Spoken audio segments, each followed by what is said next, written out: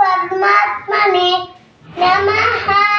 धृतराष्ट्र उवाच धर्मक्षेत्रे कुरुक्षेत्रे समवेतः युयुत्सवः ममः पाण्डवैश्चैव किं कुर्वत ಸಂಜಯ. ಧೃತರಾಷ್ಟ್ರನು ಸಂಜಯ ಯುದ್ಧ ಅಪೇಕ್ಷೆಯಿಂದ ನನ್ನ ಮಕ್ಕಳು ಮತ್ತು ಪಾಂಡವರು ಧರ್ಮಕ್ಷೇತ್ರ ಸೇರಿದ ನಂತರ ಏನು ಮಾಡಿದ್ರು ಎಂದು ಕೇಳಿದರು.